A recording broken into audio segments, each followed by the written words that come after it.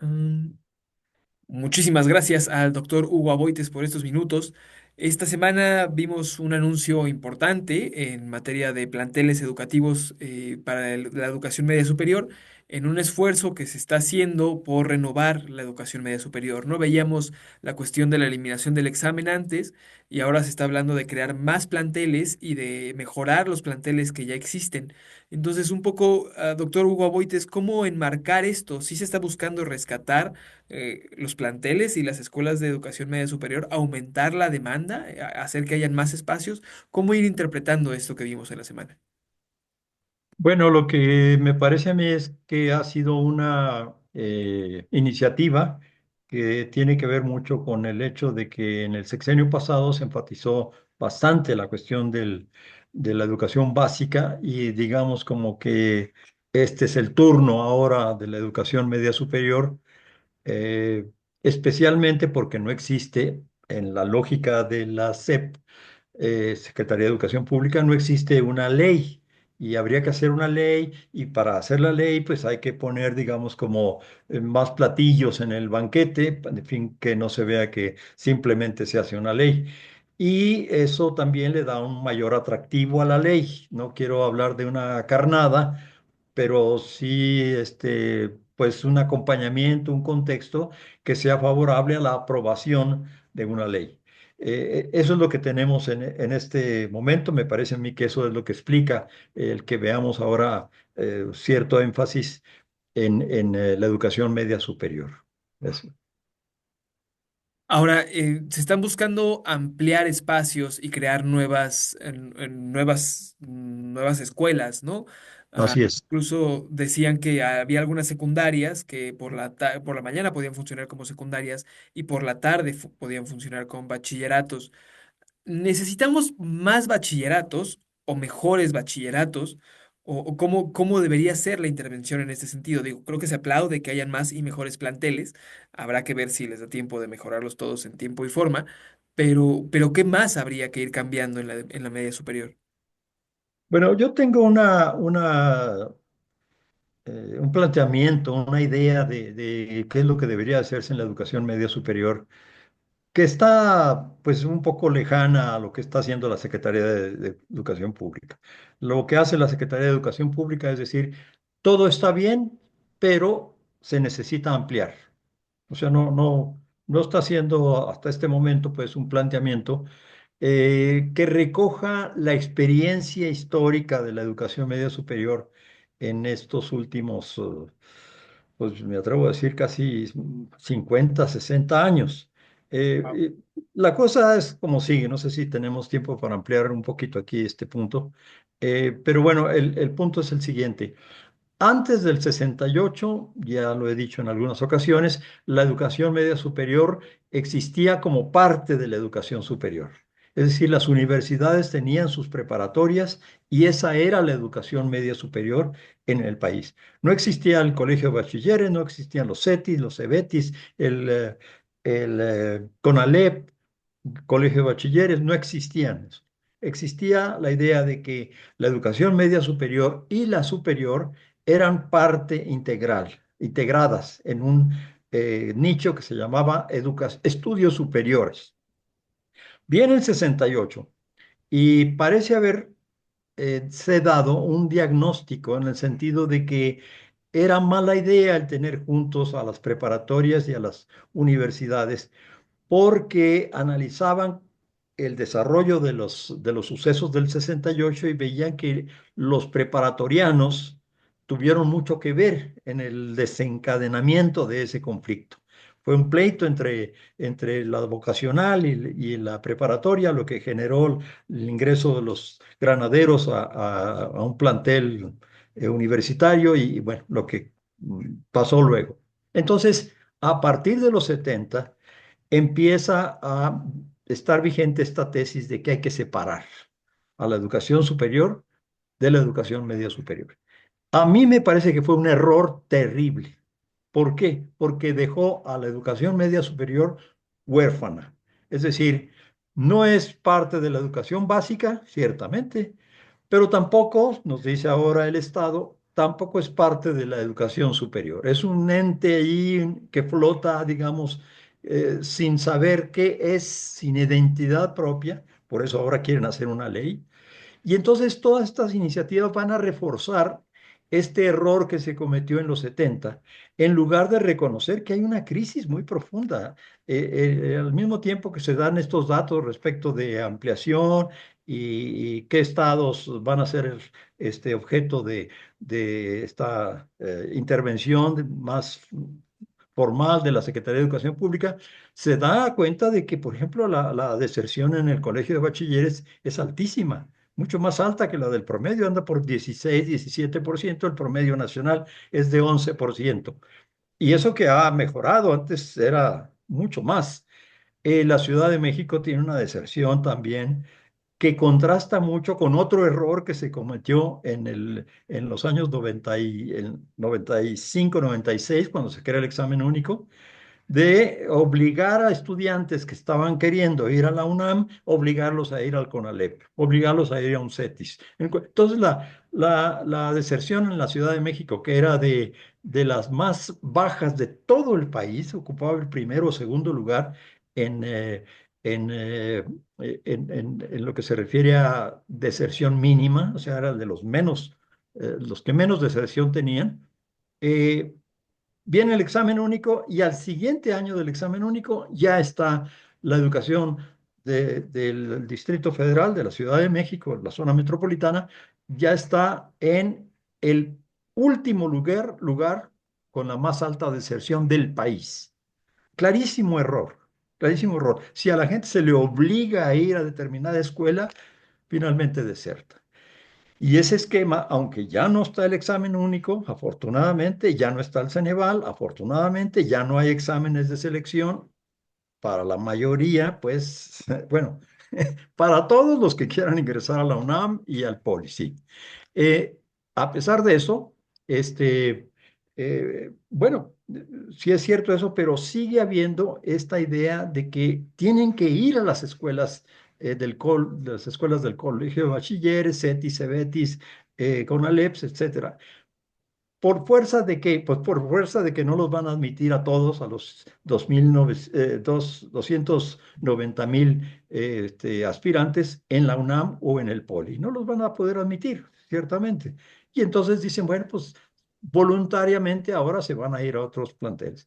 Entonces, bueno, ahí hay un problema que no se enfrenta y que no se va a resolver. Es una crisis que tiene este nivel educativo que hace que, bueno, disminuya. Y fíjese que de manera, no sé si me estoy alargando mucho, pero es que es un tema muy interesante. Hay varios estados que se menciona que van a ser beneficiados, entre comillas, con esta intervención del gobierno de hacer más, crear más sitios de bachillerato, etcétera. Y ahí no es importante e interesante cuáles son esos estados, sino cuáles no están ahí. Por ejemplo, se habla de que sería Baja California, Chihuahua, Guanajuato, Hidalgo, Jalisco, Estado de México, Nuevo León, Oaxaca, Puebla, Querétaro, Quintana Roo y Yucatán. ¿De cuáles no se habla? No se habla Veracruz, De Guerrero, Sinaloa. ¿Mande? Sinaloa, ajá, ajá. Adelante, adelante. No se habla de Sinaloa, no se habla de Sonora, no se habla de Veracruz. Y uno se pregunta, bueno, ¿por qué? ¿Por qué ahí no se necesita la intervención de la CETI? Guanajuato tampoco estaba, ¿no?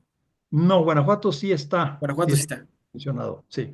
Este, y entonces, por qué estos estados no están incorporados en, digamos, como en emergencia de educación media superior? Pues en los tres lo que hay, y es una hipótesis, habría que comprobarla, es cosa de meterse a las estadísticas, lo que hay es que en esos tres estados la universidad estatal es una universidad fuerte, muy fuerte, con mucha cobertura de educación media superior, con sus preparatorias. Ahí mi hipótesis es, no hay la crisis de las dimensiones que hay en otros estados, donde sí la universidad se retrotrae y dice, yo voy a educar a los licenciados, a los doctores, a los maestros, pero no a los bachilleres, ¿sí? Entonces no le dan importancia a la preparatoria que puede ser que tengan, ¿sí? Entonces, ¿Qué está diciendo? Si esta hipótesis resulta cierta, ¿qué estaría diciéndose? Hay que regresar al modelo que de manera artificial se clausuró, se ahogó, se mutiló, se impuso en los años 70 de decir universidades no deben de crear bachilleratos, porque además privan al bachillerato de una identidad universitaria que es fundamental para los jóvenes. Cuando los jóvenes a los 15, 16 años dicen que ya están en una universidad, eso para un joven es todo un logro. Y el esquema que ahora tenemos es, pues vete a un colegio de bachilleres de donde vas a desertar, de donde vas a salir y no vas a encontrar lugar. Es decir, crearon un sistema atroz, cruel, de mutilar esperanzas de los jóvenes. Si los jóvenes se educan en la prepa, en una universidad, esa ya es su casa. Vea usted a todos los de la prepa, de la UNAM, del CCH, pues ellos se consideran ya casi admitidos a la licenciatura, ¿sí? A Claro. menos de que, bueno, pues, los requisitos los detengan. Entonces, me parece que de fondo ese es el problema que no está tocando esta iniciativa de la Secretaría de Educación Pública y la está profundizando la crisis al decir queremos hacer más grande el error que cometimos ya en los años 70. Malo, según mi opinión. Claro. Ahora, me surgen dos preguntas, ¿no? O sea, a partir de la eliminación del examen, ¿cree que podría salir el tiro por la culata y entonces empezar a ver una mayor deserción ahora en adelante? Y la segunda sería, pues entonces, ¿cómo debería diseñar el sistema federal estas preparatorias en lugares donde no hay una universidad fuerte? O más bien debería hacer tratos con estas universidades para fortalecer ellas Eh, mismas sus propios eh, bachilleratos. Bueno, o lo que yo propongo como respuesta a esto es la adopción, es decir, que haya universidades que adopten bachilleratos que ya existen, ¿sí? Por ejemplo, un caso que ya se planteó en el caso de la Ciudad de México es que la UAM, que es de estas universidades que nacieron después del 68, como la pedagógica, como una de Sonora, como la Universidad de Ciudad Juárez, que no tienen bachilleratos porque son nacidas en los 70. Esas universidades deben adoptar a bachilleratos que ya existen y hacerlos propios. ¿Qué tan propios, qué tan cercanos, qué tanto se integran a la universidad? Eso ya depende del diálogo, depende de las circunstancias de cada una de estas instituciones. Va a ser distinto porque son los casos muy distintos. Pero, por ejemplo, la UAM ya unos dicen que fue emboletada, ¿no? Es decir, que la presionaron para que estableciera un mecanismo de adopción de los egresados del Colegio de Bachilleres como parte de sus estudiantes, la admisión de estudiantes sin presentar examen. Esto es muy interesante. ¿Por qué? Porque es una medida que sí regresa a la idea de que el bachillerato es parte de los estudios superiores y debe ser parte de una universidad, que con eso adquiere el compromiso bueno, si eres parte mía, pues te tengo que dar cabida en la licenciatura, ¿no? Y eso ya en la UAM ya les queda muy claro a las autoridades y bueno, también a los profesores ahí, nos queda muy claro que es lo que viene. A algunos no les gusta, a otros, como en mi caso, pues me parece fantástico, porque son jóvenes que ya van a tener como una esperanza mucho más sólida que la de que, bueno, pues puede ir y presentar un examen como si nunca hubiera estado en ninguna institución. No, no eres, digamos, un ser flotando en el espacio, eres de una preparatoria que tiene que tiene un compromiso de una universidad de aceptar, con ciertos requisitos, a sus estudiantes. Entonces, me parece que ese sería el camino, recuperar bachilleratos, integrarlos a universidades en la Ciudad de México, en el país. ¿A qué ritmo? Pues al ritmo que definen las circunstancias de cada institución y de cada región. ¿Sí? Ok. Y sobre esta cuestión de la deserción, De ¿cree la que... deserción, yo creo que mejoraría sustancialmente el interés de los jóvenes de permanecer en la universidad. Por ejemplo, el Colegio de Bachilleres, ya lo mencionamos al principio, tiene una deserción muy alta. Si usted le dice, Si te vas no solo del bachillerato, también te vas de la universidad, pues dice, pues Ya la piensa. sí, sí, exacto. Y dice, "No, es mal negocio lo que voy a hacer, ¿no? Voy a hacer el esfuerzo por quedarme en bachillerato, en el bachiller, ¿ves? El colegio de bachilleres, para ver si paso a la universidad. Ya hay una expectativa, una esperanza, una clara ruta de mejoramiento personal y eso le cambia la vida a las personas. Le cambia la vida. Lo vemos en la UACM, donde la gente, no todo mundo que quiere entrar ahí se puede admitir. ¿Por qué? Porque no hay lugares. Pero en la UACM hacen algo que es muy interesante, que es el decirle, si tú quieres entrar a esta universidad, tienes que entrar a un sorteo. ¿Por qué? Porque no tenemos lugares para todos, ¿sí? Vamos a suponer, hay 2.000 lugares y hay 4.000 aspirantes. Entonces, la mitad se va a quedar, la otra mitad no. Eh, ¿Qué les damos? Les damos, porque yo fui rector ahí en el pasado, entonces, ¿qué les dábamos? Y les siguen dando. Les damos la garantía de que ya son miembros de la universidad. O sea, se les extiende un reconocimiento. Usted fue, este, digamos, integrado, inscrito como aspirante. No hubo lugar para usted digamos, en este periodo, pero ya la universidad se compromete a que el siguiente año va a ser usted el primero que va a ser llamado para ocupar los puestos vacantes. Después habrá el sorteo en el que usted ya no participa porque usted ya tiene un lugar. Entonces eso le cambia la vida al joven. Sabe que no, pues, no está en la universidad, pero ya tiene la promesa, el compromiso de que puede entrar en el siguiente año o el siguiente sorteo que haya. Ya, de hecho, Claro, cambia la vida de las personas. claro. Sí, Y ahora, para ir terminando, ya nos quedan pocos minutitos. El sexenio pasado vimos avances en los incrementos salariales a los maestros de educación básica. sí. Pareciera que ahora se están haciendo acciones para primero abrir más espacios, que haya más ingreso a a los bachilleratos.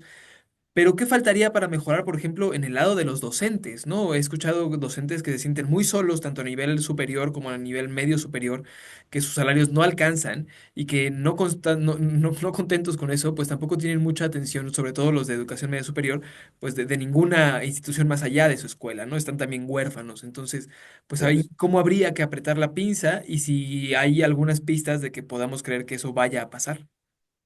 Bueno, la cuestión, de nuevo, las coincidencias. En la educación básica tenemos un movimiento magisterial, laboral, Claro, muy fuerte, que es capaz de sacudir a un gobierno. Eso ya lo vimos con Peña Nieto. Puede poner en crisis a un gobierno. Entonces, ahí la atención se subraya. En el caso de la educación media superior, también los profesores están en este limbo. No son maestros de primaria y no pueden ampararse, digamos, a ese movimiento. No son profesores universitarios tampoco, no se les considera así, desgraciadamente, y por tanto no tienen fuerza.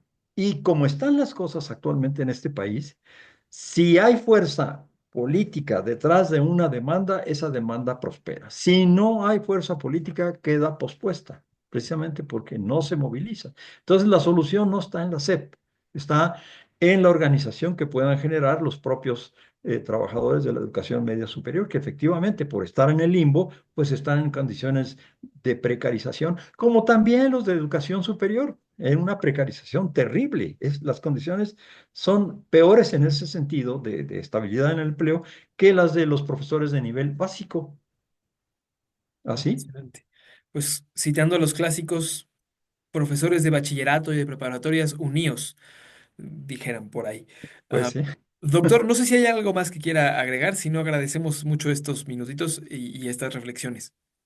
No, bueno, nada más un comentario. Me parece a mí que es muy importante la difusión de este tipo de problemáticas. Lo que ustedes están haciendo es algo excelente para la educación del país. No para los profesores, no para los estudiantes, no para los funcionarios, para la educación del país, porque eso es lo que la puede mejorar. También la presión política.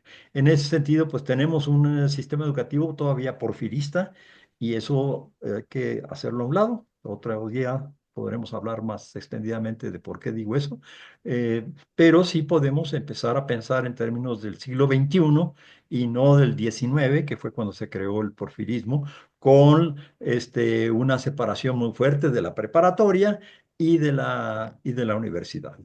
¿Sí? Bueno, pues doctor Hugo Boites, muchísimas gracias por estos minutos, por estas reflexiones y seguimos en contacto entonces. Con mucho gusto y muchas gracias por el interés en mis opiniones. Te agradezco mucho.